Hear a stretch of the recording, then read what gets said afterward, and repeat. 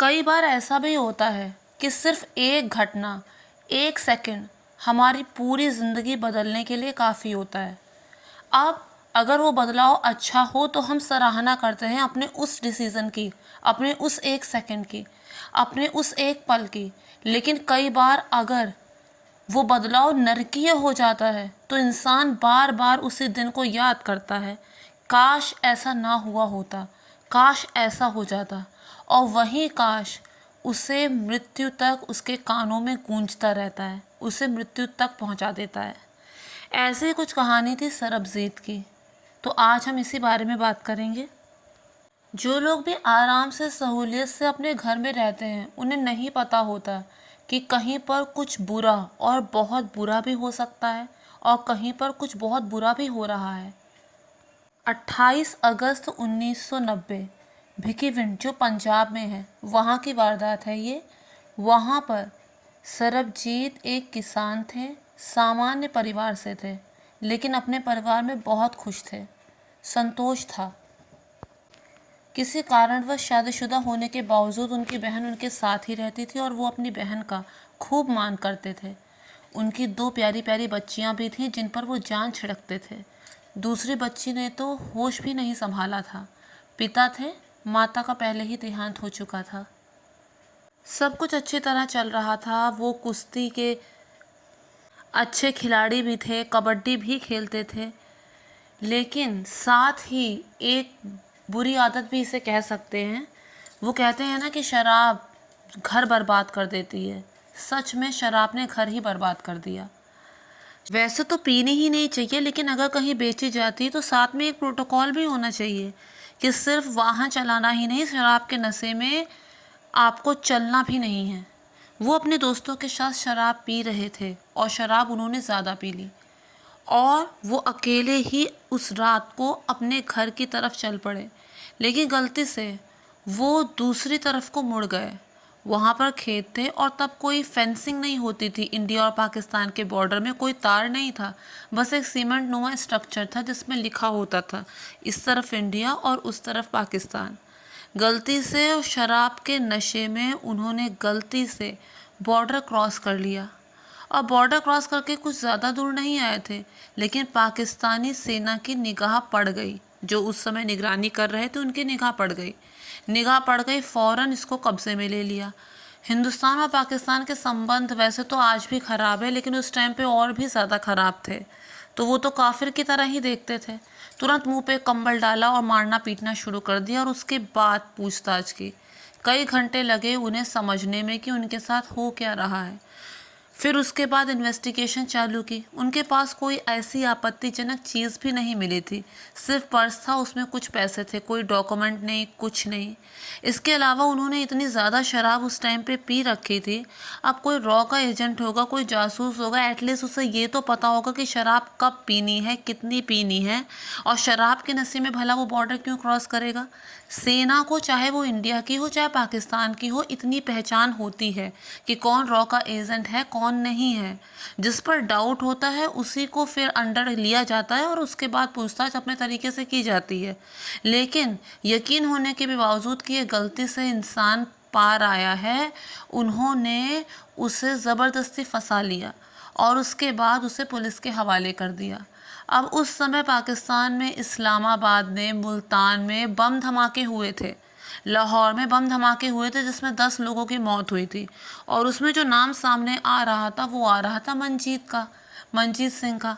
अब इसका नाम था शरबजीत और वो नाम था मंजीत। तो उन्होंने सोचा कि नाम मिलता जुलता है। कई बार ऐसा होता है कि तारीफ़ पाने के लिए, क्योंकि पुलिस पर उस समय बहुत दबाव था कि नहीं, उसके जो जिम्मेदार है बम धमाकों का उसे पकड़ो। तो तारीफ़ पाने के लिए, हिंदुस्तान से नफ़रत होने की वजह से, किसी को फंसाना है प्रमोशंस की वजह से, क्या किया कि इसी को मंजीत बनाना था। तो क्या किया, उससे जेल में बहुत ज़्यादा टॉर्चर किया गया, लकड़ी के बक्से में बंद कर दिया गया, ऊपर से चूहे फेंके गए, कभी ठंडा पानी ऊपर से डाल दिया जाता, बहुत बुरी तरह से उसे टॉर्चर किया गया, कुछ खाने को भी नहीं दिया गया और उससे ज़बरदस्ती ये कबूल कराया गया कि तुम ही मंजीत हो। वो क्या करता, अगर उस समय वो ये बात कबूल नहीं करता तो फिर से उसे और भी ज़्यादा टॉर्चर किया जाता। बड़ा बहुत ही मार्मिक था ये सब। और उसके बाद ज़बरदस्ती उससे बुलवाया गया कि इसे पढ़ो, उसे वीडियो उसका बनाया गया और ज़बरदस्ती बुलवाया गया कि इसको पढ़ो। बहुत ही सरलता से उन्होंने बोला कि उर्दू नहीं आती है जनाब। उसने कहा कोई नहीं, मेरे पीछे पीछे बोलो, और कहा कि नहीं मैं ही मंजीत हूँ और मैंने ही बम धमाके किए हैं, इस तरह से। यहाँ बहन को कुछ भी नहीं पता, घर में कुछ भी नहीं पता, पूरे देश में ढूंढाई चल रही है, पूरे शहर में ढूंढाई चल रही कि कहाँ गया कहाँ गया। वहाँ पे पाकिस्तान में कुछ अच्छे लोग भी थे और उन अच्छे लोगों की मदद से 9 महीने बाद, पूरे 9 महीने बाद वो अपने घर में एक चिट्ठी भेज पाया, जिससे उसकी बहन को पता चला कि आखिरकार वो है कहाँ। उसकी बहन ने कोई दरवाज़ा ऐसा नहीं छोड़ा जो ना खटखटाया हो। उसने पुलिस के पास पहले वो गई, फिर उसके बाद उसने सोचा कि ये तो बड़ा मुद्दा है, तो मंत्रियों के पास गई। किसी ने सलाह दी कि छोटे मोटे मंत्री से कुछ नहीं होगा, तुम्हें प्राइम मिनिस्टर, चीफ मिनिस्टर, राष्ट्रपति यहाँ तक तुम्हें जाना पड़ेगा। उसके लिए उसने बार बार उनसे अपॉइंटमेंट लेने की कोशिश की, पूरी तरह से प्रयास में लगी रही, भाग दौड़ के सब काम उसने किए दया याचिका के लिए। उसने हर चक्कर काटे, इसके अलावा वो अनशन पर भी बैठ गई, धरना भी दिया, तब जाके किसी तरह भारतीय सरकार के कान कुछ खड़के। और कई बार भारत सरकार ने, क्योंकि उसकी बहन ने यहाँ इस तरह से मुहिम चला रखी थी, कई बार उनसे कहा कि आपको जब मालूम हो गया है ये कोई आतंकवादी नहीं है, आप उसके डॉक्यूमेंट देख लीजिए, लेकिन उसे दया कीजिए उस पर, उसे वापस कर दीजिए। लेकिन वो पाकिस्तान वाले इस बात के लिए रेडी नहीं थे। आखिर क्यों अपनी गलती मानते? फ्रेंड्स, चाहे कितनी अच्छी न्याय व्यवस्था क्यों ना हो, लेकिन इस चीज़ की गारंटी नहीं, कोई न्याय व्यवस्था नहीं ले सकते कि कभी भी बेगुनाह नहीं पकड़ा जाएगा।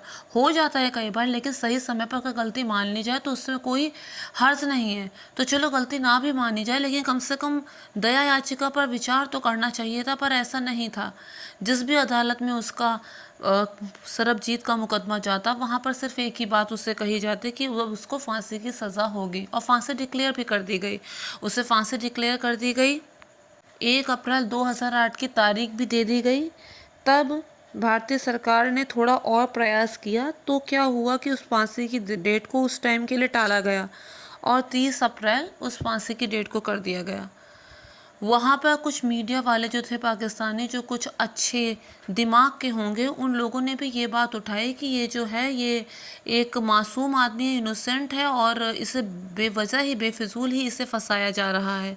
क्योंकि उसके खिलाफ जो डॉक्यूमेंट उन्होंने पेश किए थे, उसमें एक पासपोर्ट दिखाया था, उस पासपोर्ट में नाम लिखा था खुशी मोहब्बत, फ़ोटो थी सरबजीत की, और बता रहे थे इसको मंजीत। इसके अलावा जो इंसान 365 दिन अपने शहर में ही कभी बाहर नहीं गया, किसानी के अलावा कुछ और जानता नहीं, कोई उसके पास इस तरह की चीज़ नहीं, और पूरे अगर जांच पड़ताल की जाए तो मालूम हो जाएगा कि वो कौन है, उसके बावजूद उस पर इस तरह का नाम लगाया जा रहा था। तो ये सब चीज़ें मीडिया के सामने थी। और इसके अलावा एक आदमी जिस पर दबाव बनाया गया था कि कह दो कि तुमने इसे बम प्लांट करते हुए देखा है, वो आदमी भी अपने बयान से मुकर गया। उसने कहा कि मुझ पर पुलिस वालों ने दबाव बनाया था, इसलिए मुझे ऐसा कहना पड़ा, मैं नहीं जानता कि वो कौन है। तो सारे सबूत सामने थे, तो इसलिए बार बार दया याचिका 2 राष्ट्रपतियों के पास से गुजरी, इधर भारत के राष्ट्रपति, उधर पाकिस्तान के राष्ट्रपति, लेकिन उसको माफ़ नहीं किया गया। उसकी फांसी की सज़ा को उम्र कैद बदल दिया गया, और उसको जो नाम मंजीत था, अब उसे उसकी आइडेंटिटी वापस मिल गई थी कि हाँ अब वो सरबजीत ही है, लेकिन उसका वापस घर आने का कुछ हो नहीं पा रहा था। उसके परिवार को उससे मिलने के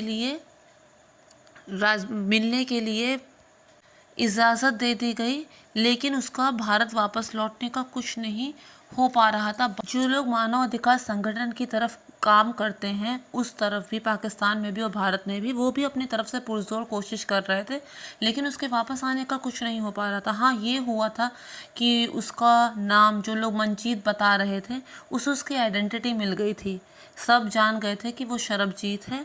और इसके अलावा उसके परिवार वालों को उससे मिलने की आज्ञा दे दी थी। ये पूरा सिलसिला 22 वर्ष तक चला। एक बार फिर ऐसा भी हुआ कि कहा कि नहीं, हम छोड़ रहे हैं सरबजीत को। पूरा इमोशंस के साथ खिलवाड़ किया गया। यहाँ खुशियाँ मनाने लगे कि कल सरबजीत रिहा हो जाएगा, लेकिन उन्होंने रिहा किया किसी और को, रिहा किया सुरजीत को। 2012 की बात है। सुरजीत सिंह को उन्होंने रिहा किया, जो 22 साल से वहाँ पर बंद था। लेकिन एक उम्मीद जगी कि आज अगर सुरजीत रिहा हुआ है तो कल सरबजीत भी होगा।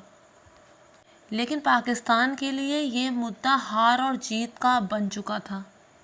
अगर हमारे देश की बात करें तो हमारे देश में भारतीय सेना, पुलिस वाले, सरकार या फिर और भी कोई रक्षा मंत्रालय, तो वो सारे के सारे एक टीम में काम करते हैं। लेकिन पाकिस्तान में ऐसा नहीं है। वहाँ पे सरकार अलग काम करती है, वहाँ पे जो सेना है वो अलग मानसिकता से गुजरती है। मतलब उनकी आपस में कोई साठगांठ नहीं है। अब पाकिस्तान में जो सेना थी, जो पुलिस वाले थे, उनके दिमाग में ये था कि कहीं सरकार झुक ना जाए, कहीं सरकार झुक ना जाए, हमारी वर्ल्ड लेवल पे बड़ी बदनामी होगी। एक जलन भी कह सकते हो कि इतने दिन तक जो लोग मुहिम चला रहे थे, 22 वर्ष तो बीत गए थे, पूरा देश उसके साथ खड़ा था, तो उन लोगों ने तय कर लिया कि जिंदा तो इसे भारत को लौटाएंगे नहीं। बहन चाह रहे थे कि किसी तरह वो अपने भाई को वापस ले आए, लेकिन वो ये नहीं जानते थे कि किस हालत में उसे भेजेंगे। और इधर सेना ने और पुलिस वालों ने ये मन बना लिया था कि इसे तो जीते जी लौटाना नहीं है। और उसके बाद वही हुआ जिसकी वजह से पूरा देश टूट गया और सब बाद में एकजुट हो गए।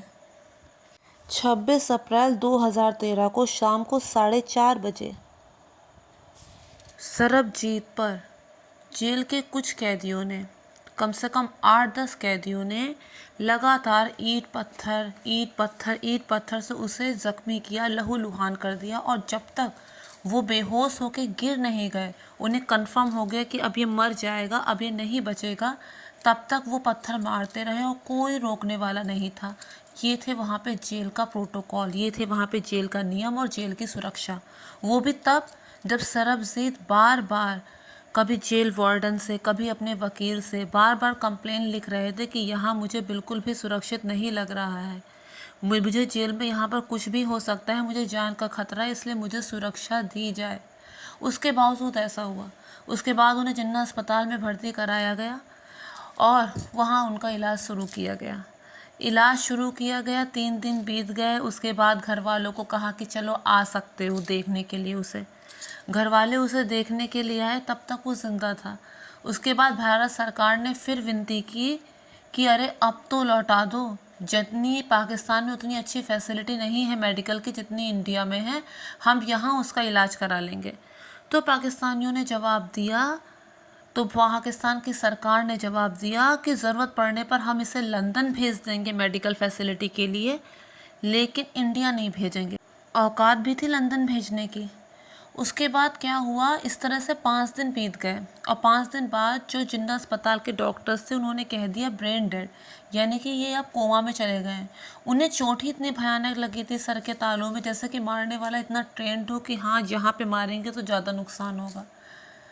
उसके बाद इसी तरह से तड़पते तड़पते 7 दिन बाद यानी कि 2 मई को रात 1 बजे उन्होंने अपना ये नरकीय जीवन त्याग दिया। अब उन्होंने कहा कि ठीक है, अब हम उन्हें लौटा देंगे, अपनी मिट्टी इनको ले जाया जाए। पूरे राजकीय सम्मान के साथ सरबजीत का शरीर भारत पहुंचा। 3 दिन का पंजाब में शोक भी मनाया गया। इसके अलावा 1 करोड़ रुपए सरबजीत की फैमिली को दिए गए मुआवजे के तौर पर। और वहाँ पे जो सिंगर थे पाकिस्तान के, जो मीका सिंह, उन्होंने कहा कि उनकी लड़कियों का जो विवाह का खर्चा है वो खुद उठाएंगे। इस तरह से कुछ कदम बाद में इस तरह से उठाए गए। भारत आके पोस्टमार्टम किया गया ये जानने के लिए कि आखिर मरने की वजह क्या थी। तो उसमें पता चला कि एकदम ही गैर मानवीय हरकत की गई है। पाकिस्तान में जो पोस्टमार्टम हुआ तो उसके दौरान सरबजीत के कुछ बॉडी पार्ट्स भी, फ्रेंड्स कई बार पाकिस्तान से भी कोई भटकते भटकते इंडिया में आ जाता है, इसमें कोई दो राय नहीं है। इस तरह की गलतियां आज तक अभी तक होती आ रही हैं। सरबजीत तो केवल एक नाम है, इस तरह के बहुत सारे मसले हैं। लेकिन हाँ, हम ये कह सकते हैं कि जितनी बेरहमी वाला जो सलूक है जो पाकिस्तानियों का है, उतना इंडिया वालों का नहीं है। पहली चीज़ तो ये है। और दूसरी बात फ्रेंड्स ये है, अगर ये हादसा ना होता तो जिस तरह से ये मामला आग पकड़ रहा था, देर सवेर उन्हें रिहाई मिल जाती। और इसके अलावा बीच में जब भी उनकी रिहाई की बात हुई तब कुछ ऐसी घटनाएं हो गई कि उनकी रिहाई की बात फिर से खाली एक सपना बनकर रह गई। उसी समय वो 26/11 वाला अटैक हुआ था जिसमें ये पूरी तरह से साबित हो चुका था कि कसाब दोषी है, उसे फांसी हो गई थी। तो वो चीज़ भी पाकिस्तान वाले मन में लिए बैठे थे कि उन्होंने तो तुरंत फांसी दे दी, हम कैसे छोड़ दें। ये नहीं देख रहे थे कि कसाब ने जो किया था वो पूरा सीसीटीवी कैमरे में पूरा जग जाहिर हो चुका था, सबको पता था कि वो आतंकवादी है। फिर एक बार ये वाली बात हुई कि जो अफजल गुरु है उसको छोड़ो तब हम इसको छोड़ेंगे। तो इस तरह की जो गैर मानवीय हरकतें की गई तो उसे कहीं से भी माफ़ नहीं किया जा सकता।